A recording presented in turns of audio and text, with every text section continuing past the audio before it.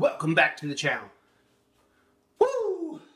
Guys, I'm happy to see y'all.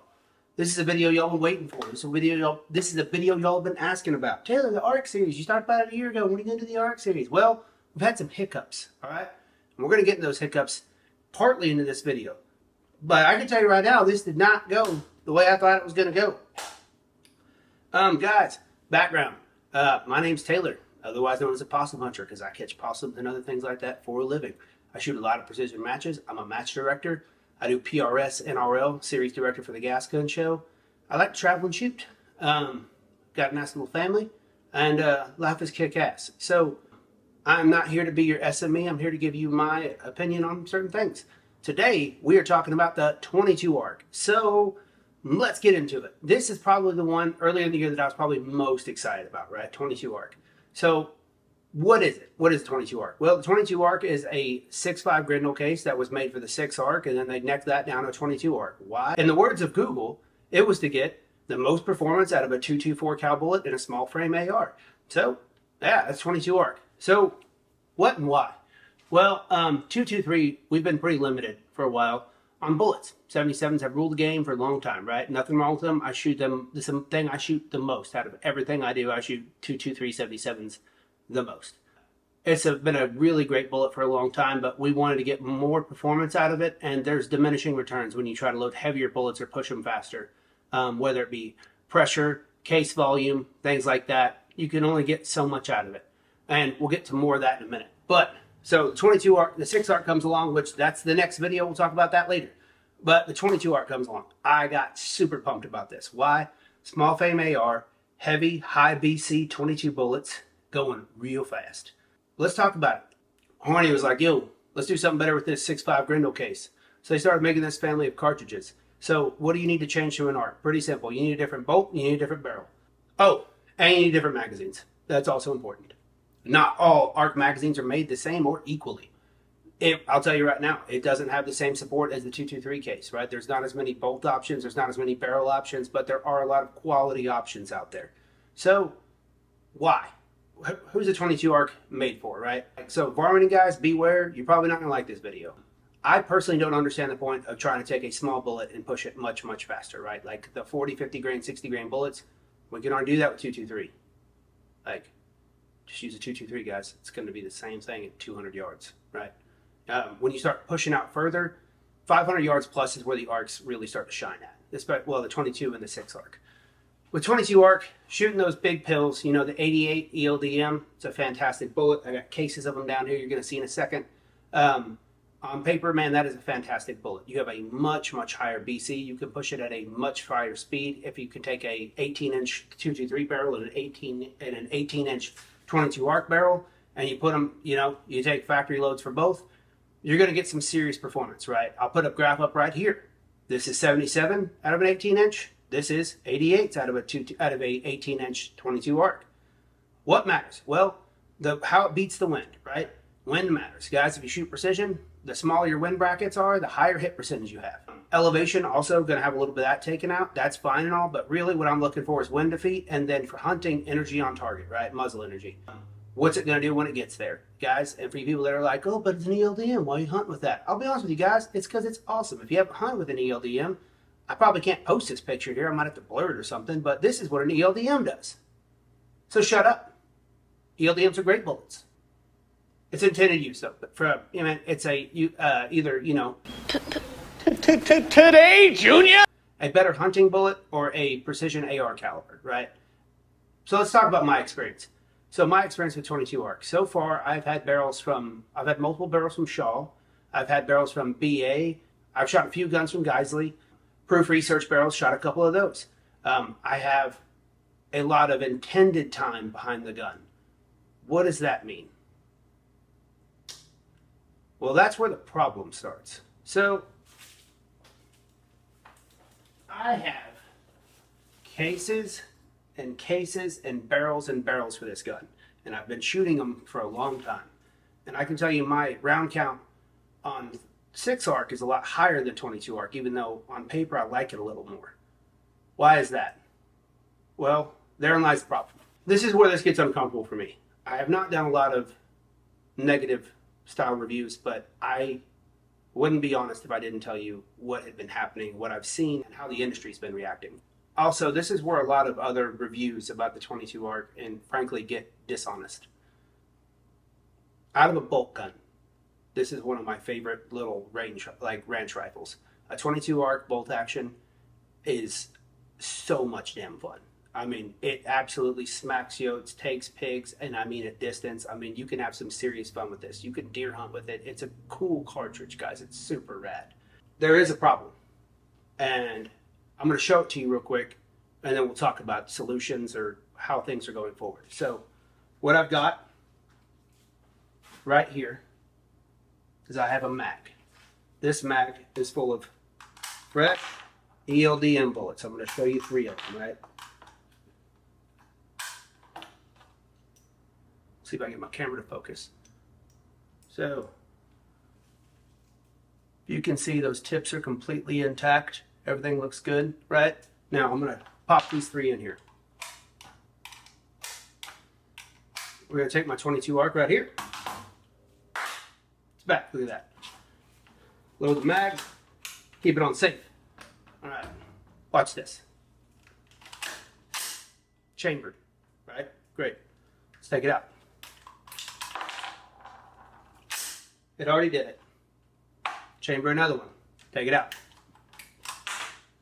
That one fell. We'll see that one. Chamber another one. Take it out. That one came out fine. Chamber it. Take it out. Fine. Chamber it. Take it out. And there's another issue. So let's talk about it. I'll even leave that one on the ground when I want to talk about it so you can see everything that's in front of me. These are 2 bullets that came out. The ones that were good. You see the tips? They look great, don't they? These are the other 2. See that? Tips are gone. What is happening? There's a problem between the magazine and the barrel extension.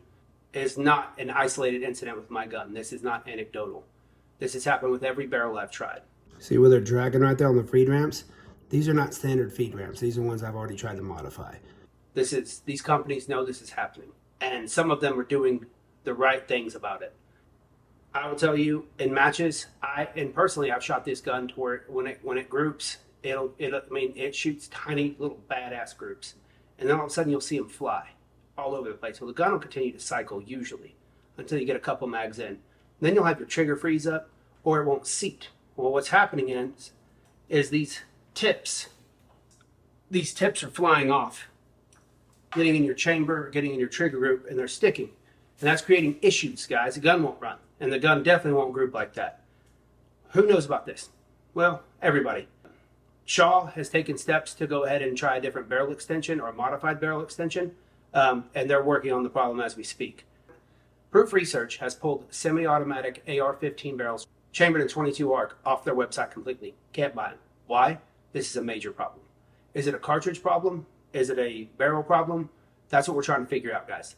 There's other companies that, even though they advertise with that rifle and that cartridge, with that ammo exactly, they're saying, oh yeah, it's fine, then you'll sell it. Then they sell it to you.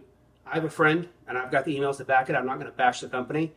Called the company, said, hey, this is happening. They said, yeah, we've seen that. Okay, well, can you give me a new barrel, or can you tell me how to modify my chamber? He was a gunsmith, a really good gunsmith, and they were like, no, you'll void your warranty. Just sometimes they don't work with that ammo, and that's kind of a shitty answer. It's not kind of, it's a shitty answer, guys. What have I done to try to rectify this? Well, guys, I've done everything from chop max, switch barrel, switch bolts, do everything, and by the time you try to get it to feed right, you've taken away from reliability for something else. So here's the thing. Are there other bullets out there? Sure. But as of right now, the 99.9% of ammo comes from Hornady. And the only reason I want to shoot this cartridge is to shoot better bullets than I can currently shoot out of 223 at a better speed. So that means the 88 ELD-Ms. And if that bullet will not function in an AR-15, then there's a major problem.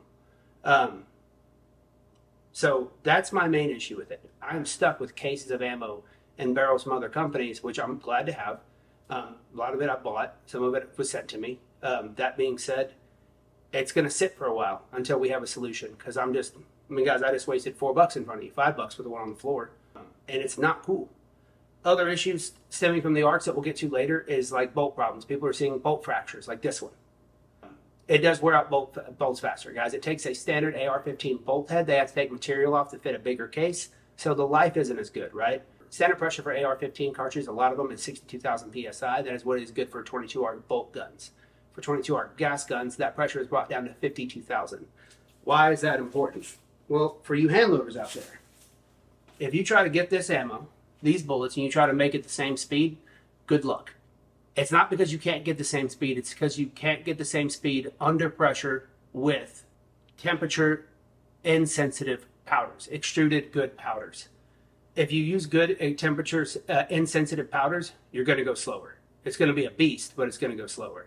If you use things like Lev Revolution, you run into it, like you get great speed, and yeah, you can build a muzzle velocity table and you can track it and it'll work. Problem is it's extremely dirty. How dirty? You ever shot a suppressed gun and taken your mag out and looked at it and then all the ammo's caked after a couple hundred rounds? It's like that after the mag unsuppressed. When it's suppressed, it gets very gnarly. I've seen guns at matches fail before 100 rounds. They have to be cleaned for 100 rounds with Lev Revolution. That's a problem. Now, another way to get around this, guys, is if you have a good powder and you run like the 80 burgers that aren't tipped bullets. They work fantastically. It makes this thing a hot rod. I've shot 22 arcs that are crazy lights out, very, very reliable, and fantastic weapons. But if you can't do that with the factory ammo, there's a problem. And I think there's a big problem. I don't want to say this because on paper, dude, it's one of the favorite things I've ever shot. Like, you should be excited to shoot this. It's fantastic. Like, you go, like, in-store, ammo's expensive. I don't lie. It's not.